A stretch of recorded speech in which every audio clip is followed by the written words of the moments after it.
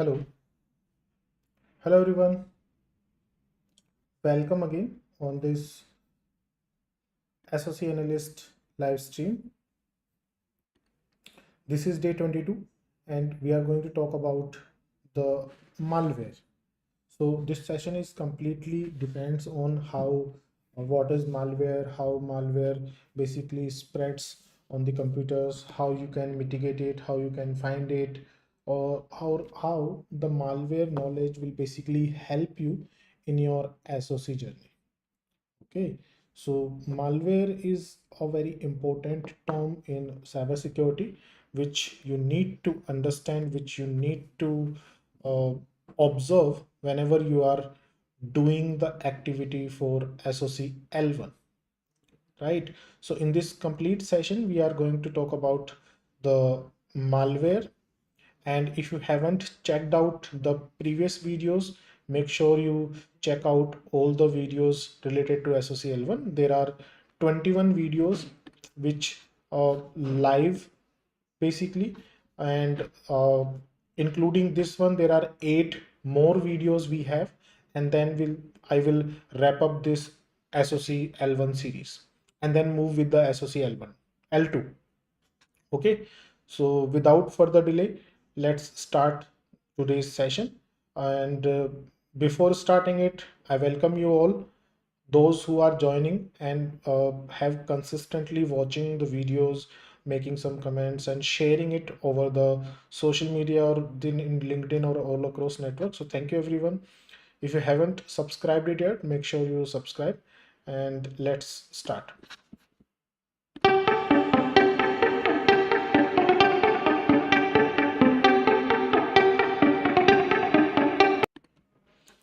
Okay, so the first thing is like, what is malware? Whenever we hear this particular term malware, so what you understand it? Okay, so malware is basically a malicious software that damage or disable your computers and gives some limited or full control of the system to the malware creator for the purpose of threat, theft, or fraud. So basically, malware, which you can uh, break this malware into two parts, which is malicious software. So this is a malicious program which is designed to disrupt or damage or gain unauthorized access to the attacker. So whenever a attacker, a hacker designed something malicious, and if that thing somehow installed in your systems, in your server, so what attacker gains some unauthorized access, and then he can uh, access your system, or you basically grant them some limited or full control.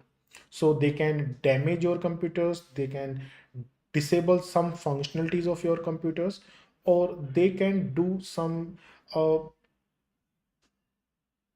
unauthorized tasks, right? And with the help of all these, they can do some theft or fraud. So this particular thing is executed with malicious intent, because the intent of the attacker is malicious, can be file based or fileless. That means this particular malware can be spread through files, or maybe a fileless malware.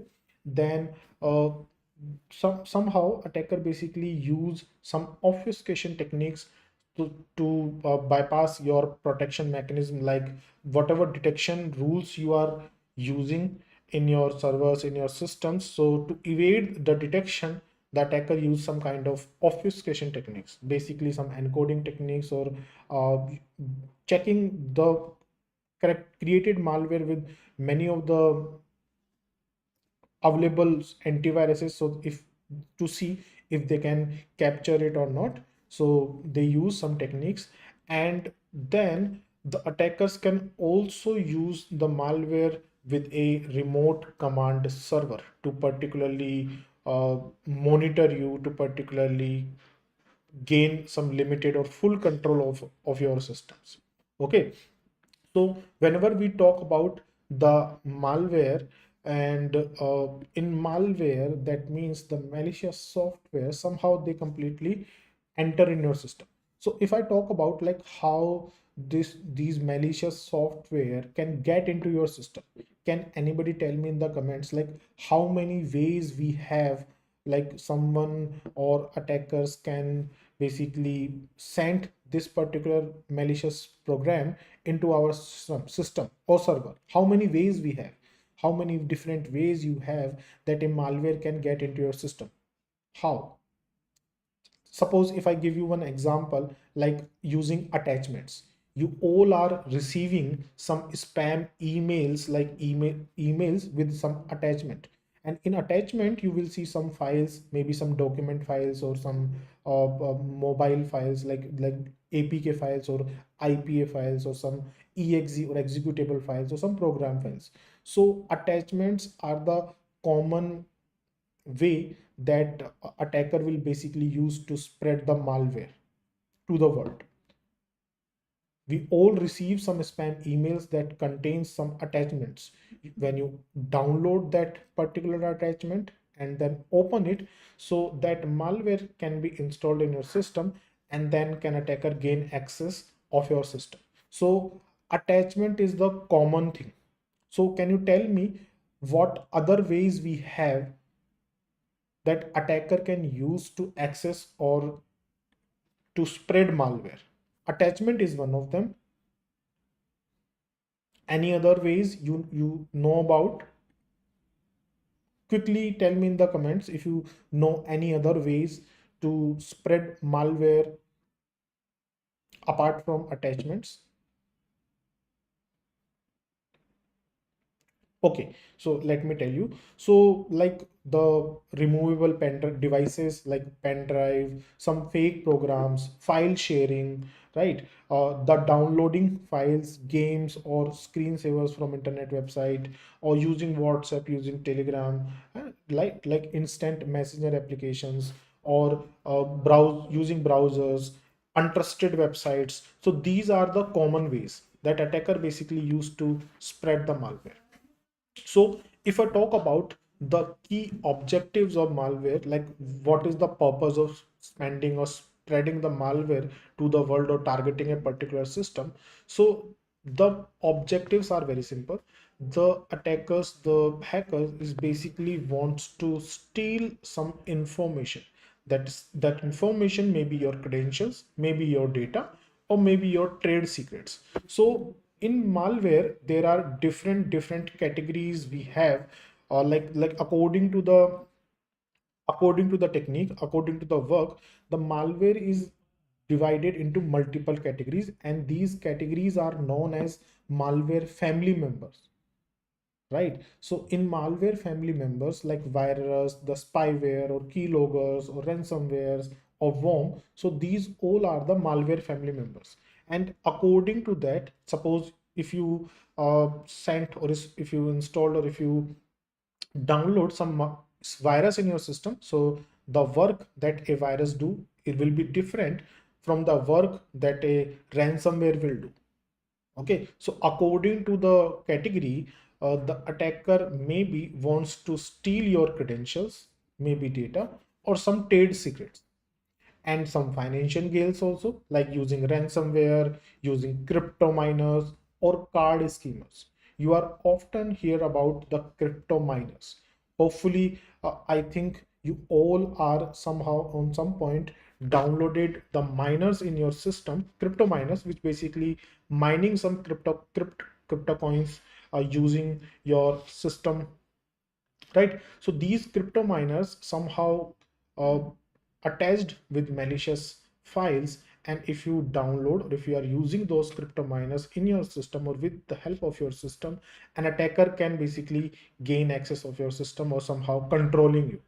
Whatever information you have or whatever task they need to do with your system, they can.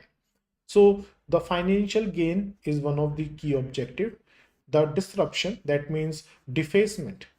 Maybe your system will be used in DDoS, another kind of attack that attackers use to down some of the servers. So maybe they need your system to perform that, or when they are defacing some applications, so they will be using your system.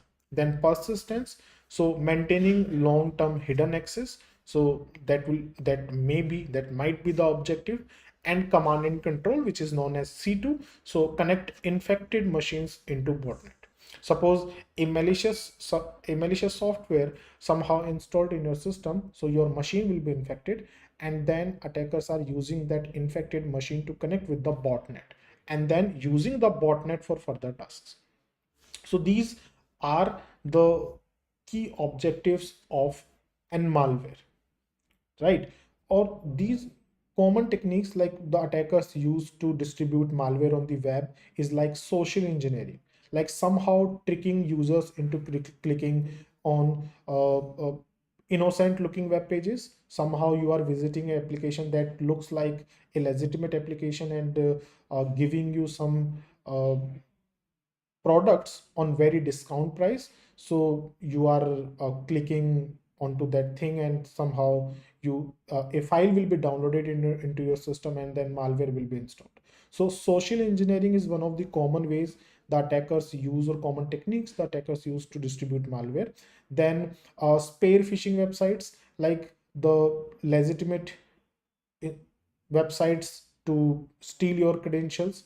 Then malwareizing, often you heard about this, like whenever you download something, a multiple ads will be used, web pages will be created, so malwareizing. Then compromised a original application, then attacker can spread it. Or freebies, like downloads, using downloads. So often you heard, often you download data from the Telegram groups, and that will be the reason your system can be infected. Okay, so now let's talk about the malware classification. So these all are the malware family members, in which you learn about the virus, the worms, the trojans, ransomwares, spywares, or rootkit.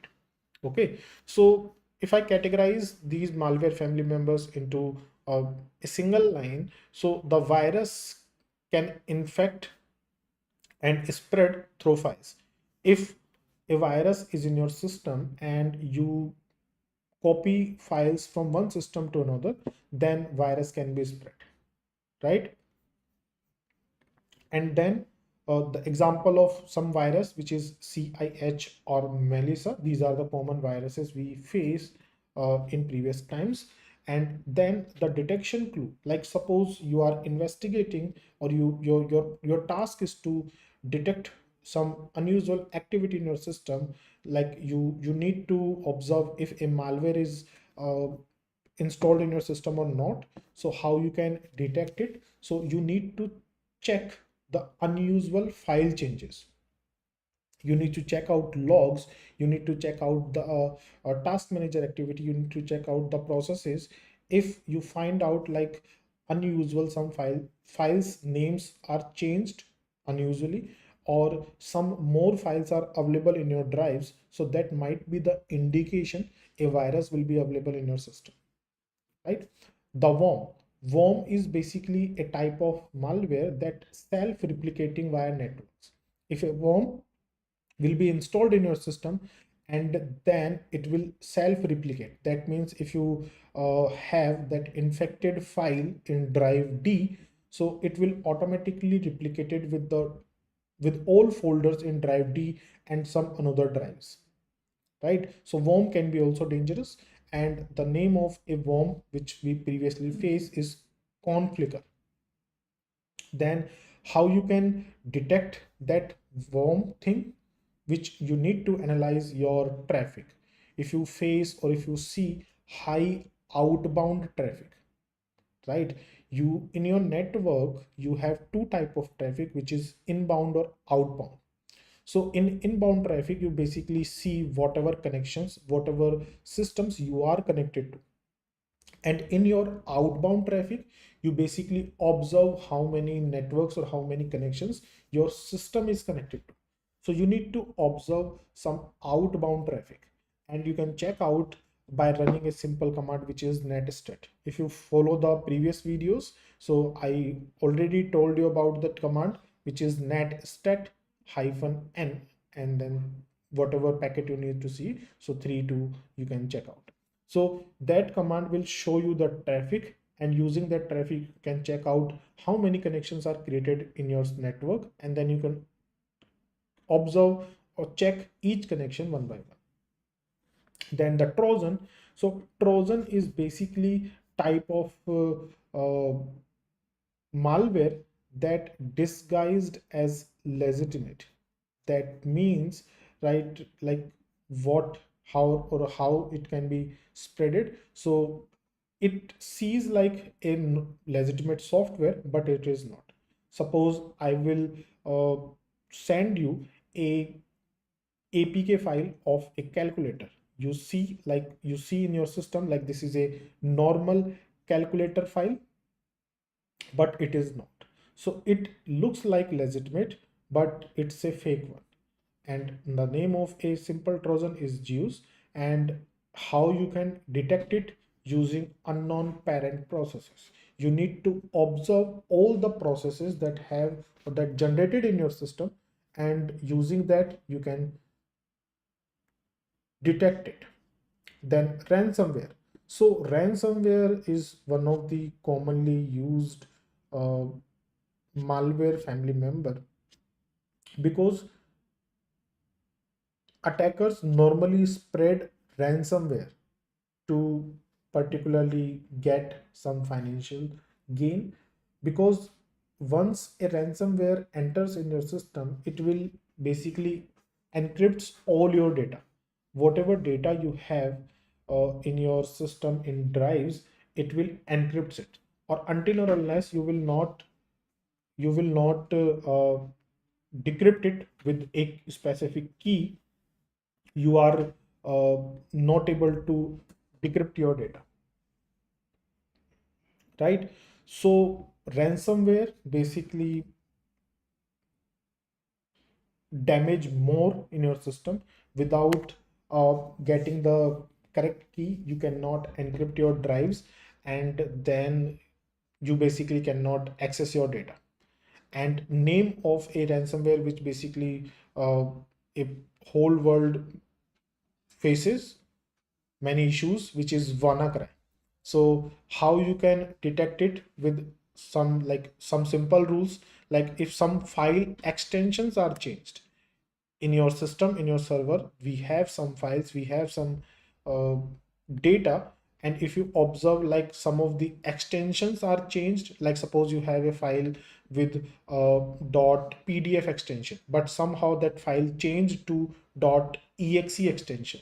So a normal document file will be changed to executable extension. That might be the detection, like in your system ransomware are available. Then spywares or keyloggers. So they particularly records everything.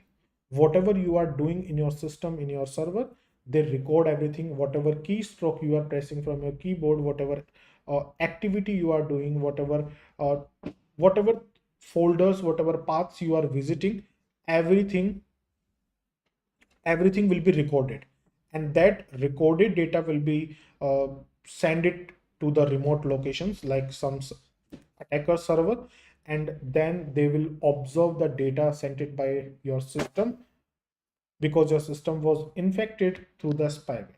So spyware, as according to the term spy, a malicious software that is basically attackers are using for spying purpose. And then keyloggers, which basically record every key activities. And then how you can detect it with hidden persistence, you can check it out, some hidden files, hidden softwares. And then rootkit.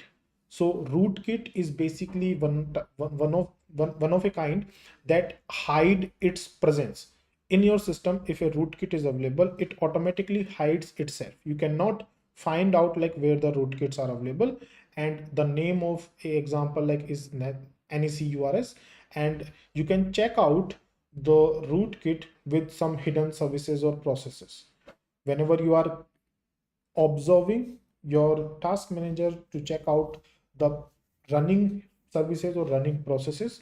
If some processes are hidden, if some services are hidden, you have to check them all out manually and then find out if a rootkit was available in your system or not. So these all are the malware's family members, and these all are the dangerous things. If any of them was installed or somehow or accord, or suppose you are using emails and you clicked somewhere intentionally or unintentionally, and that file will be downloaded and installed in your system, and attacker is basically gain access. So you might face some data losses, some financial losses. Maybe your file, your drive will be encrypted, or maybe your system process is too slow. So that's how, or that's why we need to detect it before it spreads. And these all are the malware classifications. Then the malware infection vectors, like how that thing will be spreaded. So the common delivery methods, like how these malware family members can be delivered through the victims or in organization. So phishing emails, often we receive some phishing or spam emails from random email addresses that contains some attachments, that contain some links, and when you basically download them, when you basically click on them, so some files or some documents will be downloaded, and when you click on them, your system might get infected. Then drive by download, like you are visiting malicious applications very often to download some freebies like movies or softwares, or some malicious uh, gaming softwares, some malicious or free books, or something like that. So often these websites contains malicious things with attached with the original file, and when you download it, your system might also be infected. Then using USB or external media. So obviously these are the common delivery methods. Some person will come to you and gives you a USB, like you need to copy something, and you, without thinking too much, you injected that USB into your system, and the data you are copying, as well as you are copying the malware also. Okay, so USB and external media are the common delivery methods. And then the cloud-based payload delivery, according, like right now cloud is the used in many things. So somehow you attackers using cloud also to deliver the payloads. And then exploiting unpatched vulnerabilities. If you are using a vulnerable device, a vulnerable system, or vulnerable applications or servers, so attackers can use those vulnerabilities to basically spread or infect your system with the malware. Then insider threat or misconfigurations. So in org, uh, insider threat means like someone in your organization is basically installed intentionally some malicious thing, and then the attackers get control. So ransomware is kind of malware which commonly installed in organization or systems using insider threat. Or maybe you are not configured your system right, so using the misconfiguration also attackers can install or deliver these malware into your system.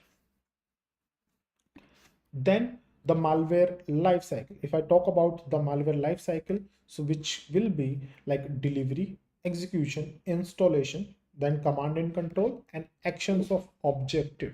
So first, the attackers need to deliver the malware to the victim. Whatever delivery method they use, they have to deliver it, then execute it. So that execution is important. If the malware is not executed uh, by the user, or if the attacker using if the attacker is using some exploit, so without exploiting it or without triggering, that malware will not do the work. First, it needs to be executed.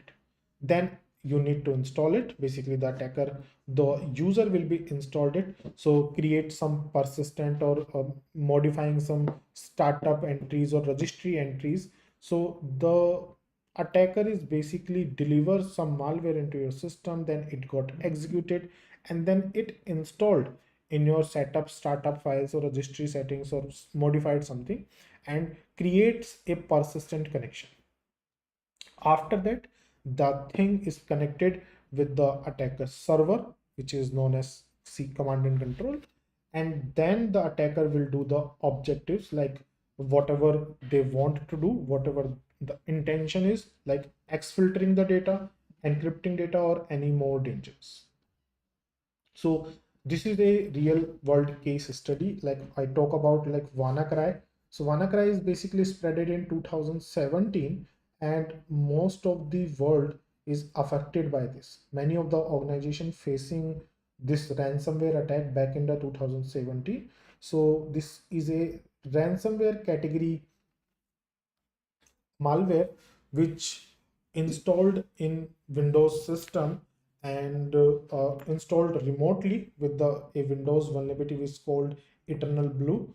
It is a Windows SMB v1 vulnerability. So attackers are basically installing this WannaCry with the help of Eternal Blue vulnerability in many systems, and it, as you see, impacted uh, more than 250 lakhs computers or systems in 150 countries. Then once the drive was encrypted, they demand some bitcoins, they demand some cryptocurrency in order to exchange the decryption key. Okay, so some of the organizations they paid to the attackers, some of them not. But and on that time the companies are facing this type of ransomware attack. And often uh, in today's time also, maybe WannaCry is not used, but you often heard about in Pegasus software, which if you are following the uh, political news also, so you will see about the Pegasus.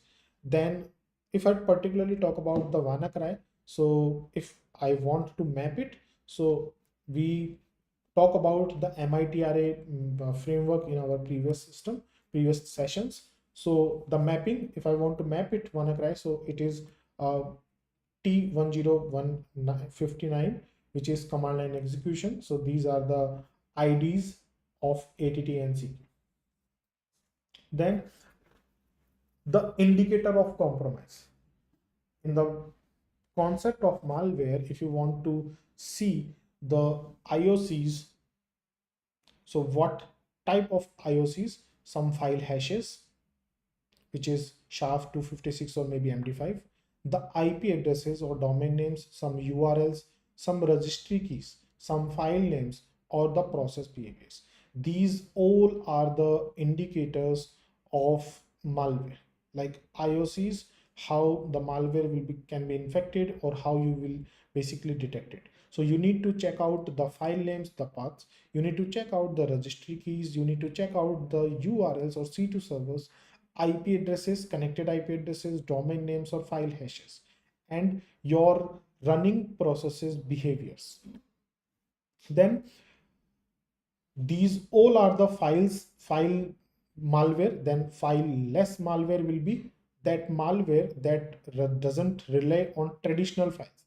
So a type of malware which cannot be spreaded through files, but it runs directly in memory or through some legitimate processes like PowerShell or WM, right? So attackers also spreading these fileless malware to gain access, which is common techniques are like PowerShell based loaders, LOL bins, or registry stored payloads. So basically, when the attacker is, or if you are a penetration tester, so often you heard about the red teaming stuff. So in that thing, whenever you are doing some PowerShell commands, so you will basically do hands-on with fileless malware. Then how to detect the malware in some files. So log based malware detection in Linux. So you need to monitor these files which is var syslog, authentication.log, cron log, or bash history. You need to check out any unusual activity, any unusual changes, file changes, connections, right? And when you check out with having the previous slides in mind, you can easily detect if a malware will be and malware entered in your system. Then suspicious signs, like these are the things you need to check out in your entries. Like suppose you are checking the commands, like what commands is whatever command, what commands are running on your system by you or someone else. So if you see like chmod plus x or a file name, that means a executable permission is granted or given to that file. So maybe that might be a sign, a suspicious sign, like a malware will be entered in your system, a attacker is controlling your system, and then they modify some file permissions to get executed. You can check the wget command also. Like if you find some traces of wget command in your logs, so that means something or some file or some particular thing was downloaded into your system. So these basically are the some suspicious signs which you need to check out or observe in your logs, in your SIM alerts. Then in Windows, you need to watch out these event IDs. These are the common event IDs which basically relate to the malware detection. So the event ID 4688, which used for process creation. So suppose a malware entered in your system and a process was created. So this event ID will be generated and then you can follow. So you need to check out the event ID 4688 for process creation, 4104 for PowerShell script block logging, 7045 for service installed, 1116 for defender detections, and 5156 for network connections, right? So if you find out or if you found those event IDs in your system, so that means something will be created or installed or detected, and then you can further follow up to check what process is created. If you find out like suspicious process, the process that was created was suspicious, that means you are infected with the virus or malware or ransomware or another malware family member. Then the common patterns, the common malware communication patterns, like uh, suppose you are connected with some external IPs, repeated beaconing to external IPs, your encrypted traffic on non-standard ports, right? DNS tunneling, fast flux domains, or HTTP post request to unknown servers. These all are the common communication patterns. So you need to follow, you need to check out, you need to observe how your system was communicating with other IPs, other protocols, right? How the requests are made. If unusual post requests are made, that means some data is basically forwarded from your system to any external system. And if the encrypted traffic on non-standard ports, like the standard ports are 22 or 443, but you see common encrypted traffic, so that might be the indications. Then some threat intel tools for malware verifications. As you see or as you know, like there are many tools are available for detecting the malware in your system. I'm not particularly talking about the antiviruses, but some another tools that are purely used for malware verification, and those are virus total, which is used for multi-engine malware scan. Then you can visit the application virustotal.com to check out the or download or use that virus total. Then hybrid analysis. So it is the purpose of using that tool is to checking the sandbox behavior, and the application is hybridanalysis.com. Then any.run. So it is an interactive malware sandbox. You can check out the application. Then Malware Bazaar. This is have some IOCs or malware samples. The application URL is bazaar.abuse.ch, and then Alien Vault RTX, which have some useful IOC feeds and correlation. The URL will be rtx.alienvault.com.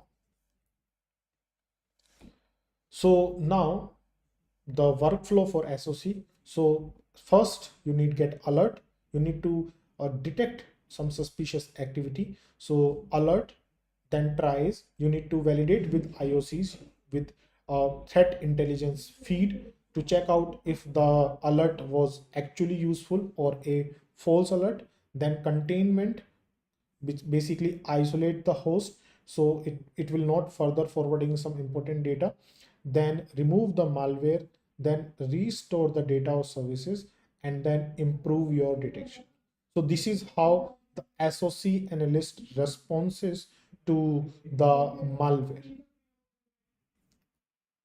Okay, so that's the malware session or the malware thing which you can follow up, which you can detect, which you can create some rules, which you can identify on Windows and Linux both with the help of these things. So basically today we will talk about the what is malware, the terms, the core objectives, the key objectives, the malware classifications, how many, what types of family members you have in malware, then the infection vectors, the life cycles, the one of the real world case study, the common IOCs, then the fileless malwares, log based malware detection, and the suspicious signs to detect the malwares, then the malware detection using event IDs in Windows, and then common communication patterns in C2 command and control servers, then threat intel tools, then the workflow for SOC. So you can check out everything, every resource in drives which is available in the description. You can check the session tracker, join the Telegram for any doubt description or any doubt, or you can join the WhatsApp community for some new batches alert. Recently I announced a internship also, which going to start in a day of 10th November. You can check out my LinkedIn to find out the registration link. This is completely free for 1 month. You can check that out. The objective of this internship will be penetration testing, not SOC. Okay, so here are some another links you can check out. This is my LinkedIn, and if you haven't subscribed it yet, make sure you subscribe, and do not forget to like the video and check out the other videos, and I will see you in the next session. Till then, if you have any queries, if you have any concern, drop them here or on the Telegram or on the WhatsApp. I'm 24/7 available to help you. And yes, so that's it for the today. If you have anything to ask me, you can ask me here on the comments. So comments are like comment. I'm monitoring your chat session basically. So if you have anything or want to say anything, let's talk. So Shri Bhuvan is saying, okay, Soeb, I'm happy to join your session. Okay. So watch out the other sessions, and you hopefully you will find them useful. Syed is saying, so happy to see you conduct. Yeah. So I'm planning to conduct a session daily. The next session will be live tomorrow because I need to wrap up the SOC L1 as soon as possible. So we will launch the new series. Okay. I'm not seeing any further comments. So I'm okay. Okay. So let's wrap up this session. So watch other videos and make some comments and tell me how you will learn or not. Take care. Bye bye. See you tomorrow.